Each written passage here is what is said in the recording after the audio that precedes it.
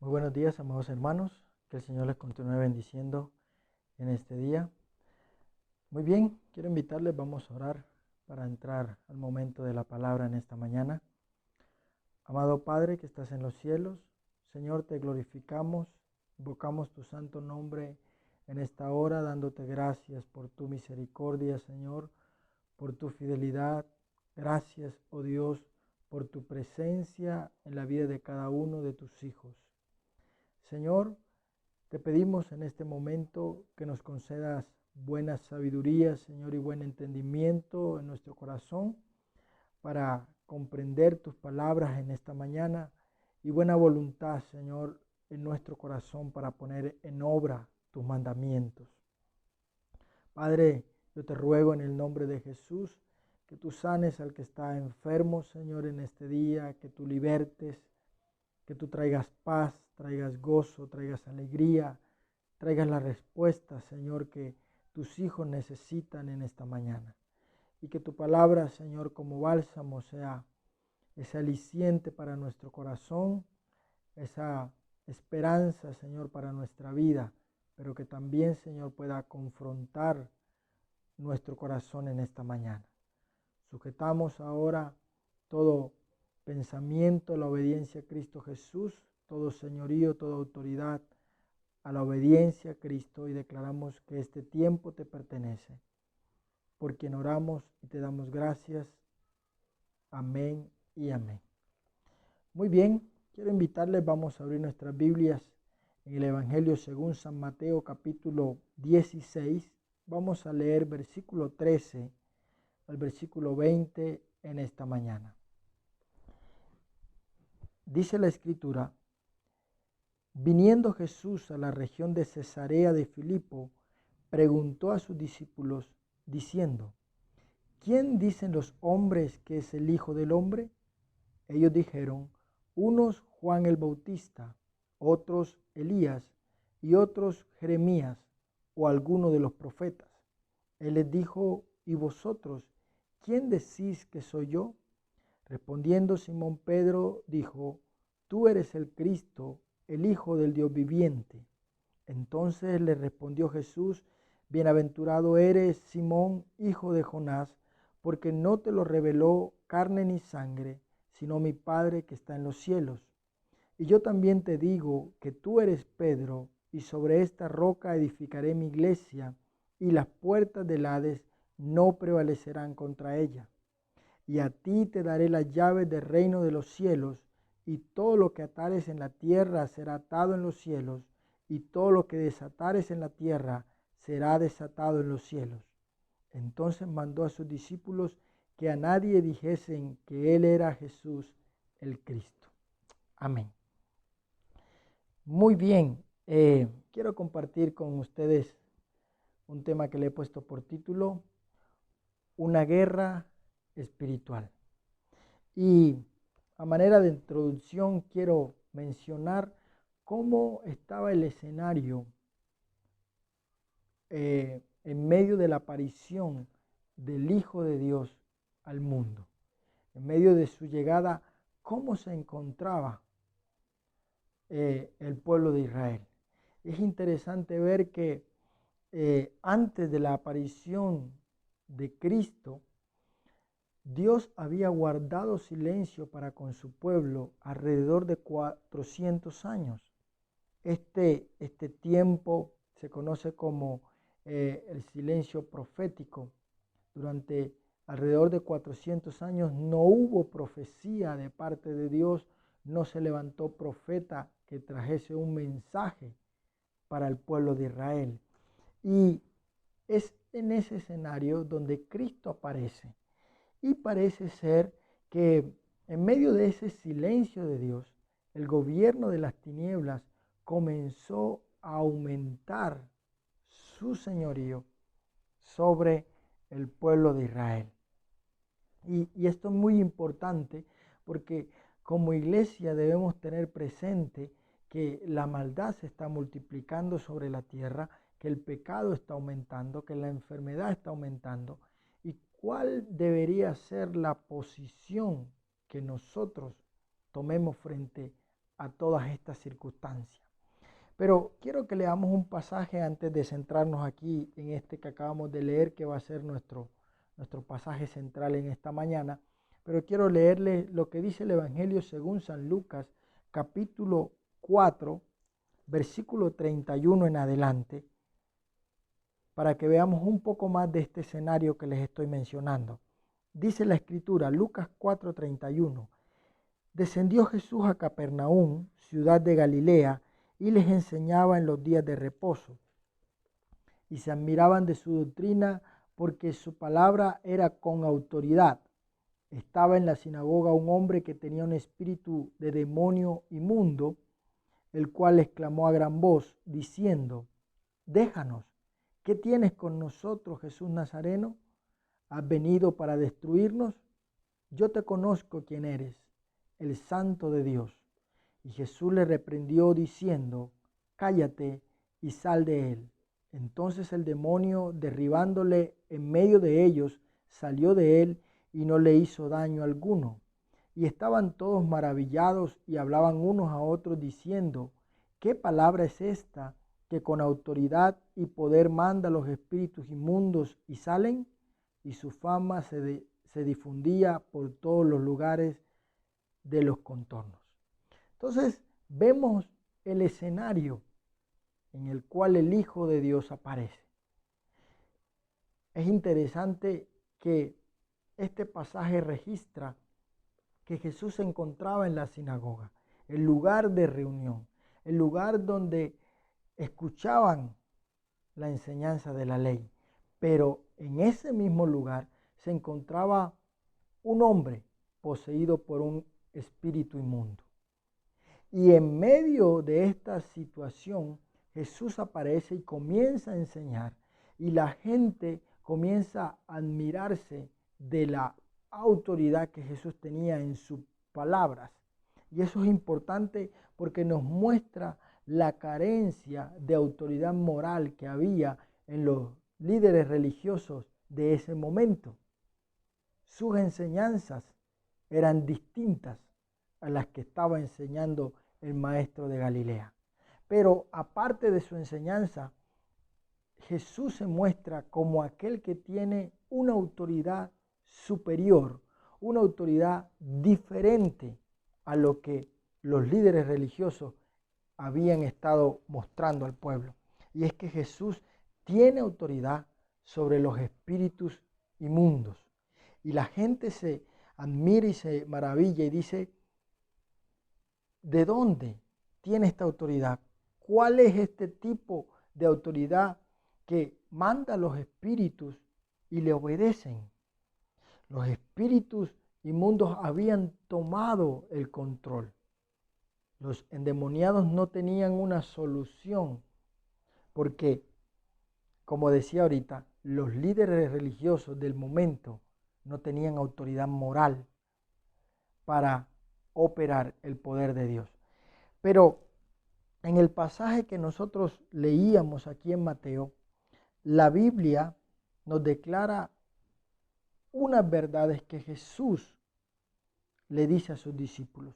Y lo primero es que en medio de esta conversación que Jesús está teniendo con sus discípulos, la pregunta que les estaba haciendo era, ¿quién decía la gente que era Él?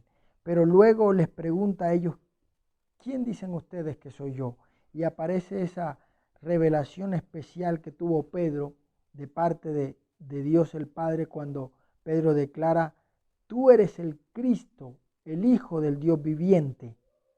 Y Jesús entonces le contesta, eres bienaventurado porque eso no te lo reveló carne ni sangre, sino mi Padre que está en los cielos. Y aquí en este texto quiero que nos centremos en esta mañana y dice, y yo también te digo que tú eres Pedro y sobre esta roca edificaré mi iglesia. Entonces Jesús es en este momento donde establece su iglesia. Es a partir de este momento en que Cristo inicia su proyecto, digámoslo así, de la iglesia. Comienza el sueño de su corazón de levantar a su iglesia y lo comienza con el apóstol Pedro y con todos sus compañeros, los demás discípulos. Pero hay algunas cosas importantes que debemos tener presente. Ahora que no nos podemos reunir físicamente, es bueno recordar que la iglesia no son las 4 paredes del templo donde nos encontramos durante la semana o cada 8 días, sino que la iglesia son todos aquellos que hemos sido redimidos por la sangre de Cristo. Entonces, como iglesia, el Señor nos ha concedido algunos privilegios que debemos tener presentes para esta guerra espiritual que estamos hablando en esta mañana. Y es que como iglesia, Cristo nos amó.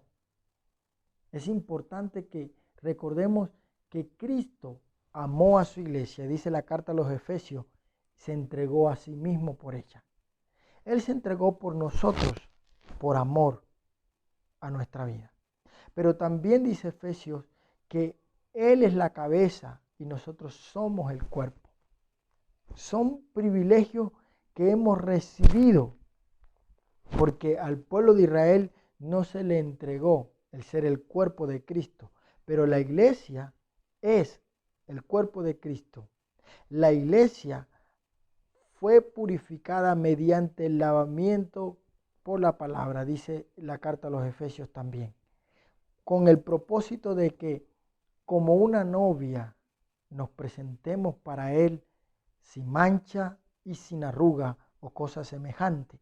Estos son privilegios que tenemos como iglesia, pero en este versículo 18, Jesús, aparte de decirle a Pedro que sobre él iba a comenzar el proyecto de la iglesia, Jesús dice, y las puertas del Hades no prevalecerán contra ella. Entonces, el Señor Jesucristo menciona 2 cosas muy importantes con esta frase de que las puertas del Hades o del infierno no prevalecerán contra la iglesia. Lo primero es que Jesús está declarando que va a haber una guerra contra la iglesia. El mundo espiritual de maldad se debe levantar en oposición en contra de la iglesia. Satanás se levanta, el infierno se levanta en una oposición contra nuestra vida, como iglesia que somos. Es lo primero que Jesús les está declarando a Pedro. Y quiero que vayamos a la carta a los Efesios para que ondemos un poquito más con respecto a este detalle. Dice Efesios capítulo 6, versículo 10, dice el apóstol Pablo, por lo demás, hermanos míos, fortaleceos en el Señor y en el poder de su fuerza, vestidos de toda la armadura de Dios para que podáis estar firmes contra las acechanzas del diablo, porque no tenemos lucha contra sangre y carne, sino contra principados, contra potestades, contra los gobernadores de las tinieblas de este siglo, contra huestes espirituales de maldad en las regiones celestes. Entonces, el apóstol Pablo aquí nos describe el tipo de guerra que estamos afrontando como la iglesia de Cristo que somos. Y Pablo nos menciona entonces que tenemos una batalla supernatural. Es una batalla sobrenatural. Es una batalla que trasciende lo físico y tiene que ver en el ámbito espiritual. Pablo dice, porque no tenemos lucha contra sangre y carne, sino contra principados, y comienza a mencionar los nombres de estas potestades espirituales. Y es en contra de esos poderes en que nosotros como iglesia tenemos esa guerra, esa batalla espiritual. Nosotros como iglesia luchamos de la misma manera en que luchaba nuestro Señor. Así como leíamos ahorita hace un momento en Lucas, Cristo comenzó a deshacer todas las obras de las tinieblas. Y la iglesia ha sido llamada a pelear esa batalla, a pelear esa guerra espiritual, a luchar en contra de todas estas huestes espirituales y a traer el reino de los cielos a este mundo físico, a esta esfera física. Es una guerra de creyentes versus los poderes del mal. Entonces, debemos tener presente, amados hermanos, que como iglesia estamos peleando esta batalla y que es en contra de algo espiritual. No es en contra de nuestro compañero de trabajo, de nuestros familiares o amigos o vecinos, es en contra de ese mundo espiritual. Pero el apóstol Pablo sigue mencionando entonces y habla acerca de que debemos tomar la armadura de Dios para poder resistir en el día malo. Y habiendo acabado todo, estar firmes, dice el versículo 13. Y comienza Pablo, tomando el ejemplo de un soldado romano, a describir las partes de la armadura que nosotros como guerreros espirituales, como iglesia que somos, debemos pelear. El mundo vemos que se ha multiplicado la maldad, vemos que se ha multiplicado la enfermedad, vemos que el pecado se está aumentando, vemos tantas cosas, por ejemplo, en las redes sociales, en la televisión, donde vemos cómo el mundo está inmerso bajo tanto pecado, bajo tanta maldad. Pero es allí donde nosotros como iglesia comenzamos a obrar el poder de Dios. Nos revestimos, dice Pablo, con la armadura de Dios, nos ponemos el calzado, tomamos el yelmo, tomamos la espada del Espíritu, tomamos el escudo de la fe y estamos peleando la batalla. Estamos guerreando espiritualmente. Entonces, hay que tener presente que la posición que nosotros debemos tomar en estos tiempos es una posición de batallar. Es una posición de pelear por declarar y afirmar el reino de los cielos. En medio del lugar donde nos encontremos, debemos establecer el reino de los cielos. Y como les decía ahorita, somos la iglesia. Cada uno en el lugar donde se encuentra es la iglesia de Cristo. Y es allí, en ese lugar donde te encuentras, donde puedes establecer el reino de los cielos.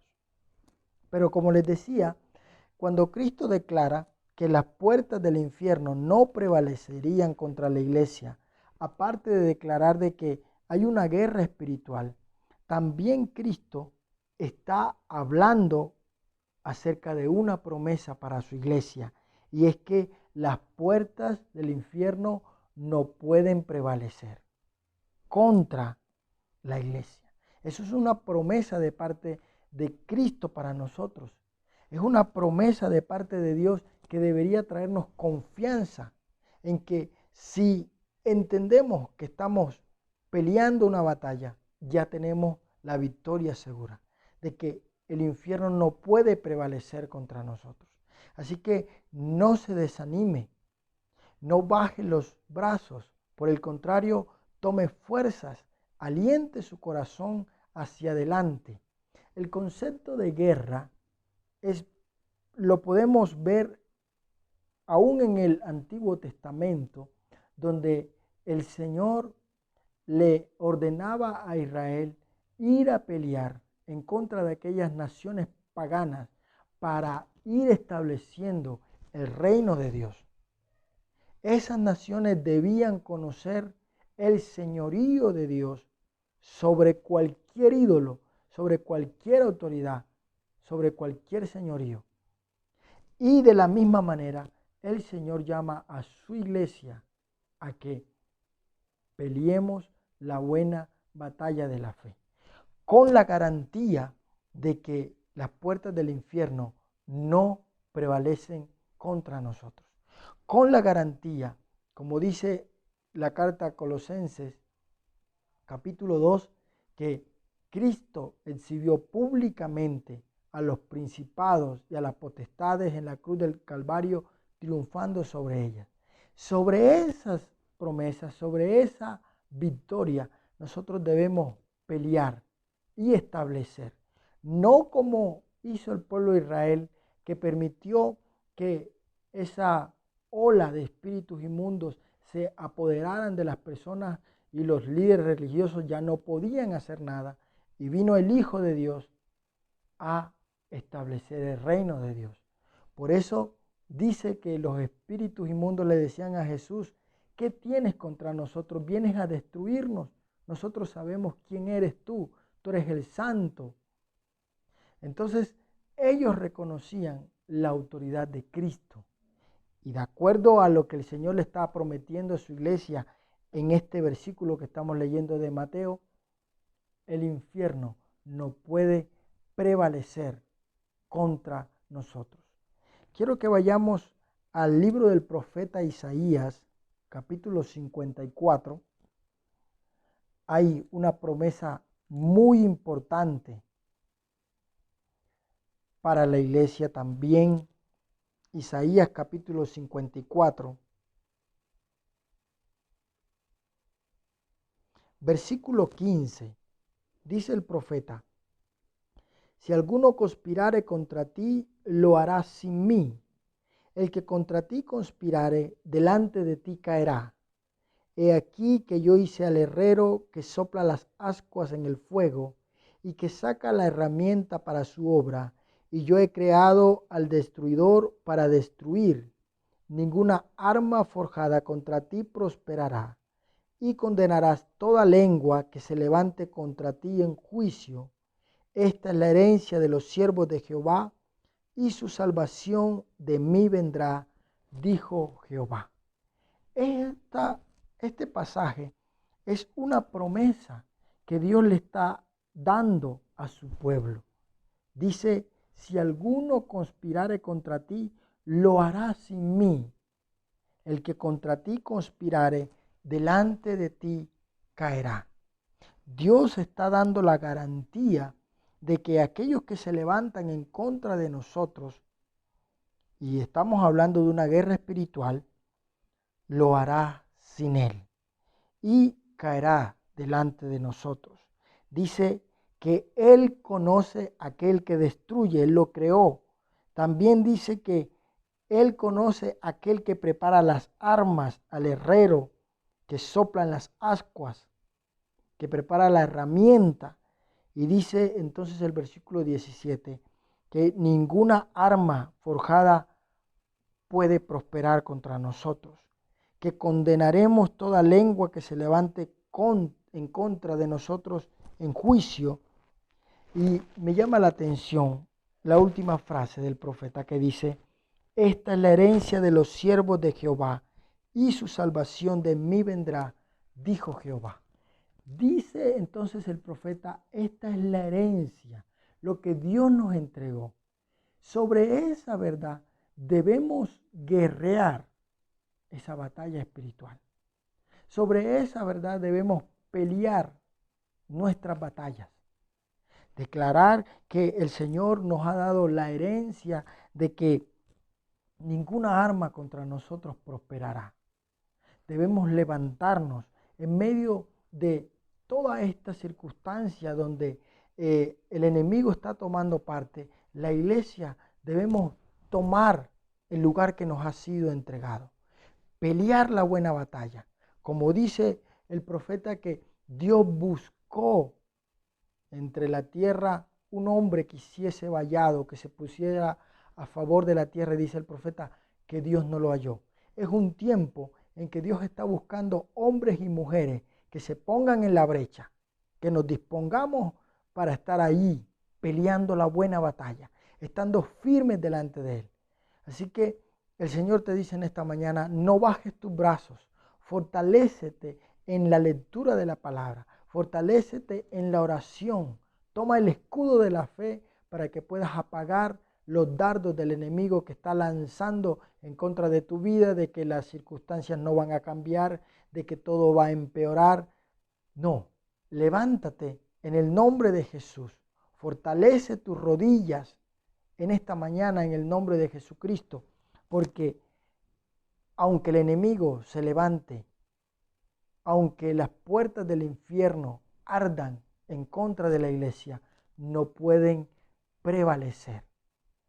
Hay una promesa muy especial de parte del Señor para nosotros, y es que Él prometió estar con nosotros todos los días hasta el fin del mundo.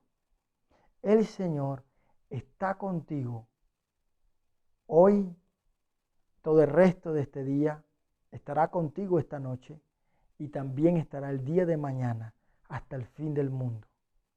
Hasta el día en que el Señor nos llame a su presencia, Él ha prometido estar con nosotros. Afirmemos entonces nuestra fe en el Señor, peleemos la batalla. Comprendamos que no es una batalla en contra de carne y sangre, sino en contra de aquellas huestes espirituales que intentan robarnos aquello que el Señor nos entregó. Quiero invitarte, cierra tus ojos allí donde estás, y si hay algún amigo que nos está escuchando en esta mañana, quiero decirte que no hay mejor compañía para pelear tus batallas que la compañía de Cristo. Es en Cristo Jesús en que puedes ser más que un vencedor. Por eso en esta mañana te invito a que te acerques al Señor, a que confieses tus pecados y creas que su sangre te puede limpiar de toda maldad y puede ser tu nombre escrito en el libro de la vida. Oremos al Señor en esta mañana. Amado Padre que estás en los cielos, una vez más te bendecimos. Te damos gracias, Señor, por este momento que nos has concedido. Te damos gracias por tu palabra, Señor. Gracias porque tú nos alientas a continuar adelante. Nos alientas, Señor, a pelear la buena batalla. Tenemos una guerra en este momento, una guerra espiritual, pero tú nos has prometido la victoria que tú un día lograste por nosotros en la cruz del Calvario. Por eso en esta mañana, Señor, yo envío tu palabra para que traiga fuerzas nuevas a tu iglesia, para que aliente el corazón que está débil, que está, Señor, quizás lleno de miedo, de temor, y que el perfecto amor tuyo eche fuera todo temor en esta mañana. Que seamos fortalecidos en ti, Señor, en que en ti y solo en ti, Señor, tenemos la victoria segura, y que ya tú has prometido que las puertas del infierno no pueden prevalecer contra nosotros. Y que como tus hijos valientes, Señor, demos la batalla espiritual. Creyentes versus las huestes espirituales de maldad. Estableciendo el reino de los cielos en el lugar donde nos encontremos. Y te pido, Señor, por los amigos que nos están viendo, habla al corazón, Señor. Y quiero invitarte que puedas acercarte al Señor. Abre tu corazón en esta mañana, confiesa tus pecados, dile, Señor, yo te pido que me perdones. Yo reconozco que soy pecador, que te necesito. Te pido, límpiame con tu sangre y escribe mi nombre en el libro de la vida y no lo borres jamás. Padre, yo bendigo a tu iglesia en esta mañana. Declaro, Señor, que esta semana que está comenzando es una semana de bendición para tus hijos. Es una semana, Señor, de ver tu gloria, de ver, Señor, cómo sigues guardando nuestra entrada y nuestra salida. Sigues trayendo pan y sustento para nuestra vida. Sigues guardándonos en lo reservado de tu morada. Bendigo a tu iglesia con la gracia de aquel que habitó en la zarza, en el nombre de Jesús. Amén. Bien, amados hermanos, que el Señor les bendiga y les deseo un feliz resto de día. Nos vemos pronto.